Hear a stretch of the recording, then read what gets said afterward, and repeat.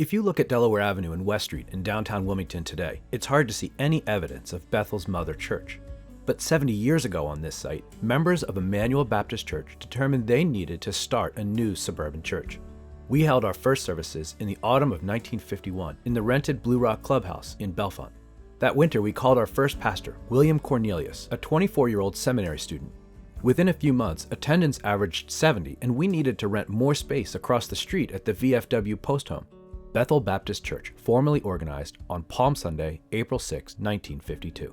What followed was a year of firsts. The first children baptized as members, the first missionary speaker, the first choir rehearsal, the first vacation Bible school.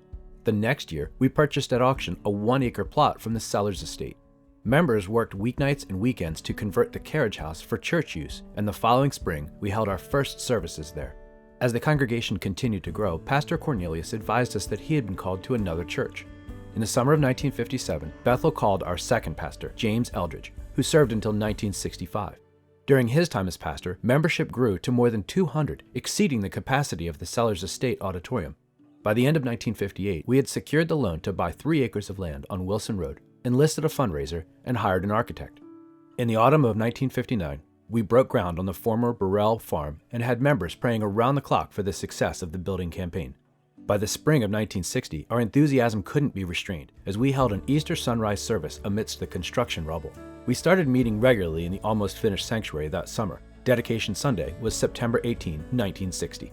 A couple years later, we built the parsonage next door with Pastor Eldridge's family living upstairs and Sunday school classes meeting downstairs. Needing still more space, we moved the pastor's family across the street to convert the entire parsonage into educational facilities. In the summer of 1965, Pastor Eldridge accepted the Lord's call to serve in a new capacity at Eastern Baptist Seminary. In January 1966, Pastor Gail Ryle began his duties as the third full-time pastor of Bethel Baptist Church. He and his wife Charlene, along with their 3 boys, continued to serve over the next 4 decades. The Ryles were just one of many Bethel families who saw their children grow up and serve the Lord in full-time Christian ministry.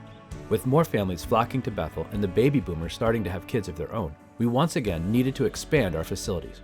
Over the next 20 years, we would build in 3 separate phases. First, completing the educational wing in 1969, adding the current 600-seat sanctuary in 1974, and building the gymnasium and kitchen wing in 1988. The next year, we acquired the farmhouse and surrounding property. So many people have come through these doors, served the church body with their gifts, and gone out from here to advance the kingdom.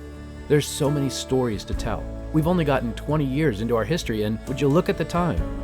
I've got another 100 pictures to show, so why don't I stop narrating and just let us sit back and watch these last 50 years of ministry unfold.